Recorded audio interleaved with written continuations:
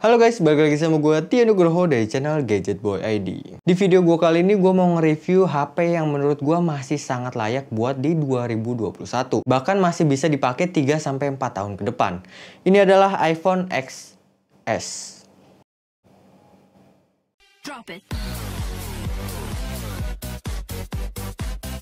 HP ini adalah penerus dari generasi iPhone X. iPhone XS ini pertama kali rilis 12 September 2018. Which is itu udah 3 tahun. Dan masih sangat-sangat bisa diandalkan buat produktivitas saat ini. iPhone XS ini rilis dengan 3 varian ya. XS yang gue pakai, ada XS Max, dan XR. Gue pilih yang XS ini karena menurut gue ukurannya tuh compact banget. Tapi balik ke preferensi masing-masing sih.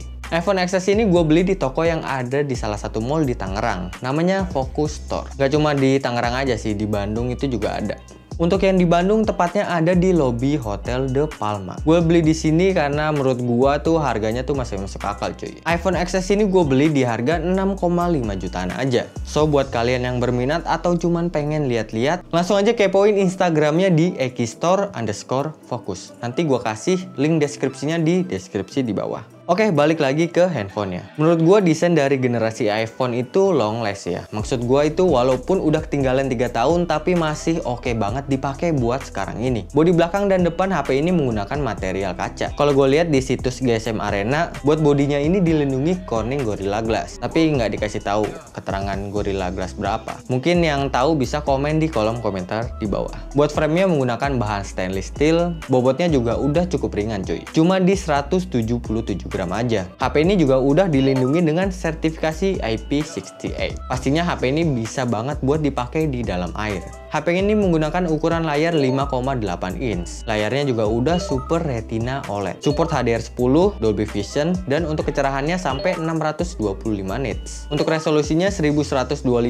2436 pixel. Rasionya 19,5:9 dan screen to body rasionya 82,9%. Yang paling gue suka dari iPhone XS ini adalah dia masih ada fitur 3D Touch-nya dan True Tone.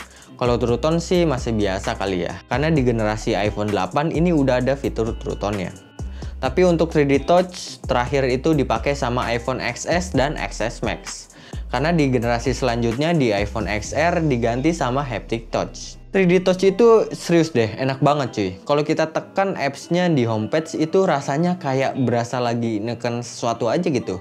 Kan kalau di Haptic Touch pas kita tekan aplikasi di homepage rasanya feel-nya tuh beda banget cuy. Itu sih yang paling gue kangenin dari 3D Touch ini.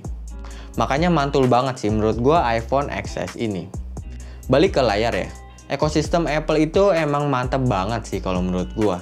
Mau di iPad, MacBook, Apple Watch, atau iPhone. Layarnya itu enak banget buat dilihat. Dan gua ngerasa kalau gua ngelihat layar iPhone lama-lama tuh rasanya mata tuh nggak gampang capek cuy. Tapi ya pastinya ada keluhan juga sih. Karena menurut gua tampilan UI si iPhone ini masih biasa banget cuy. Masih nggak leluasa juga buat dikustomisasi. Buat nonton film juga enak cuy iPhone XS ini. Apalagi speakernya yang udah stereo. Dan buat suaranya juga menurut gua adem cuy. Nggak cempreng. Tapi ya wajar sih karena iPhone XS ini tuh mantan flagship dari iPhone di 2019. Sayangnya buat unlock dari iPhone XS ini cuman bisa pakai Face Unlock. Nggak bisa pakai fingerprint. Sayang banget ya, karena situasi COVID ini bikin penggunaan Face Unlock itu jadi nggak maksimal. Tapi untuk update terbaru di iOS 14.5 itu bisa di-unlock ya. Tapi syaratnya itu kalian tuh wajib beli Apple Watch. Dan harganya itu nggak murah cuy. Harga yang gue pakai ini tuh, gue pakai Apple Watch Series 5 ya. Dan harganya itu sekitar 5 jutaan. Jadi kalau kalian mau unlock pakai Face Unlock, kalian harus wajib banget beli Apple Watch. Kalau pakai masker ya. Tapi kalau maskernya dibuka sih, it's okay. Tapi tetap masih bisa diakalin sih, karena waktu itu juga udah dibahas ya, kalau kita itu bisa nge-unlock pas lagi pakai masker. Caranya, kalian searching aja deh di YouTube. Lanjut buat performanya, iPhone XS ini ditenagai sama A12 Bionic dengan fabrikasi 7 nanometer. Buat RAM-nya 4GB dan buat opsi internal memorinya itu ada 64GB, 256GB dan 512GB. Buat NFC-nya itu juga udah tersedia. Buat skor Antutu gue coba pakai aplikasi bawaan dari App Store-nya. Antutu benchmarknya pakai versi yang China ya, V8.4.1. Gue itu mendapatkan skor di 320 ribuan. Dan buat Geekbench 5 gue mendapatkan skor di 1100-an buat single core dan 1900-an buat multi core. Buat game kayak Mobile Legends, settingannya itu bisa dapat di Ultra dengan mode HFR yang udah aktif. Buat yang nggak tahu mode HFR, itu adalah mode High Frame Rate. Buat gameplaynya masih enak banget sih. Respon layarnya juga udah termasuk cepat. Touch-nya juga presisi. Dan buat suhunya masih terbilang normal di 38 derajat sampai 39 derajat. Lanjut buat PUBG Mobile. Gue bisa dapet di settingan smooth extreme dan mode HDR yang udah kebuka juga. Buat gameplaynya sih gue ngerasa smooth banget cuy. Sensor giroskopnya juga udah enak banget. Buat suhunya juga masih terbilang nggak terlalu overheat di 39 sampai 40 derajat. Lanjut buat di Genshin Impact. Buat settingannya gue dapet di medium. Buat gameplaynya gue pakai mode default. Selama gue main gue ngerasa masih enak. Smoothnya itu berasa iPhone banget lah. Walaupun game ini berat, tapi masih bisa dihandle sama iPhone XS ini. Selama permainan pas ada monster yang rame, gue nggak ngerasa ada frame drop sih. Suhunya yang gue dapet itu di angka 41 sampai 42 derajat. Lanjut buat baterainya. Baterainya pakai 2658 mAh. Kepala chargernya pakai ukuran 10 watt. Dan kabelnya itu pakai Type A to Lightning cable. Untungnya iPhone seri XS ini masih dapat charger bawaan di dalam dusnya. Walaupun baterainya ini terbilang kecil dan udah cukup berumur, tapi selama gua ngerasain HP ini tuh masih bisa bertahan 1 hari kurang. Kalau pemakaian yang lebih intens, gua tuh bisa ngecas sampai 2 kali sehari. Lanjut buat kameranya. Kamera dari iPhone XS ini pakai line up 2 kamera belakang dan 1 kamera depan. 12 megapiksel kamera utama mendukung dual pixel, PDAF, dan OIS. Bukaannya di f1.8 dan 12 megapiksel kamera telefoto mendukung PDAF, OIS, dan 2 kali optical zoom. Buat bukaannya di f2.4. Buat kamera depan pakai 7 megapiksel, mendukung biometric sensor. Dan bukaan lensanya itu di f2.2. Buat hasil fotonya menurut gua masih oke banget lah dipakai di 2021 ini.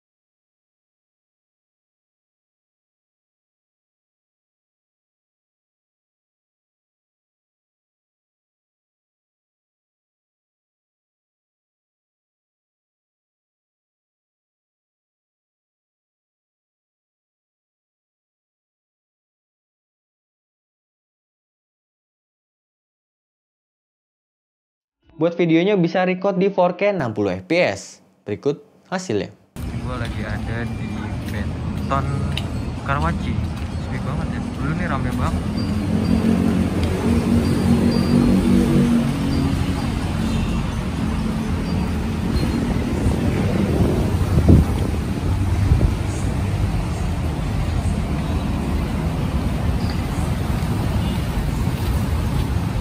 Oke.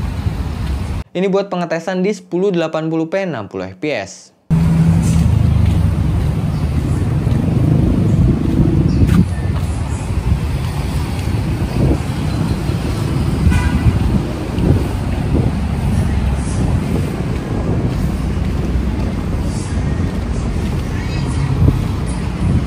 Dan ini buat kamera depan di resolusi 1080p 60 fps.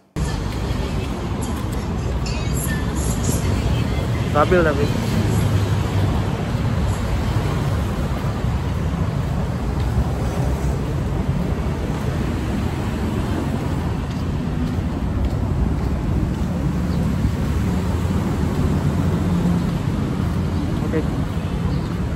Oke, ini dia kesimpulan gue buat iPhone XS ini. Jadi menurut gue iPhone XS ini tuh masih worth it banget buat dipakai di 2021. Selain harganya yang udah turun banget, performa dari HP ini tuh masih sangat banget bisa diandalkan. Buat produktivitas, sosial media, gaming, video, dan foto-foto, HP ini tuh masih enak banget cuy. Tapi pastinya ada beberapa kekurangan juga sih. Kayak misalnya HP ini tuh nggak ada lensa ultrawide-nya. Mungkin kalau dibandingin sama HP Android ya, si iPhone ini agak ketinggalan kalau menurut gua. Apalagi HP Android di harga 2 jutaan buat saat ini ya, itu udah ada lensa ultrawide-nya. Terus buat bahan materialnya ini juga menurut gue tuh gampang banget pecah cuy. Gue tuh ngeri banget dah kalau pakai HP ini tuh nggak sengaja jatuh. Dan posisinya pas lagi nggak pakai case. Buset dah, amsyong bos. Mungkin kalian ada unek-unek ataupun suka duka pakai iPhone XS ini. Boleh tambahin di kolom komentar di bawah. So, buat kalian yang nyari iPhone XS ini ataupun iPhone generasi apapun, kalian bisa mampir ke Instagramnya Focus Store. Di sana jual iPhone dengan harga yang oke banget dan terpercaya. After salesnya juga bagus banget. Jadi kalau HP kalian kenapa-napa, kalian bisa langsung balikin HP-nya dan langsung diganti baru cuy. Tapi dengan catatan HP-nya itu jangan sampai lecet ya. Kalau mau beli ataupun cuman kepo, nanti gue bantu kasih link Instagramnya di deskripsi di bawah. Oke, mungkin segitu aja yang bisa gue bahas. Gue mohon maaf banget kalau ada salah-salah kata ataupun salah dalam penyampaian informasi. Karena ya gue cuman manusia biasa cuy. Oke, mungkin segitu aja. Gue Tio Nugroho cabut. Sampai ketemu lagi di video selanjutnya. Terima kasih banyak yang udah nonton. Bye-bye.